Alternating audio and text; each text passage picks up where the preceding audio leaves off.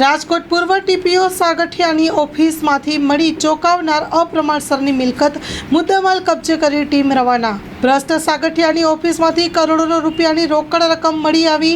150 foot ring road પર આવેલ સાગઠિયાની ઓફિસનું seal ખુલતા રૂપિયા કરોડની રોકડ રકમ હાથ લાગી। રોકડ રકમ ઉપરાંત કરોડની વધુની કિંમતનું સોનું પણ મળી આવ્યું છે। એસીબી તપાસ દરમિયાન વધુ ખુલાસા થાય તેવી પૂરી શક્યતા।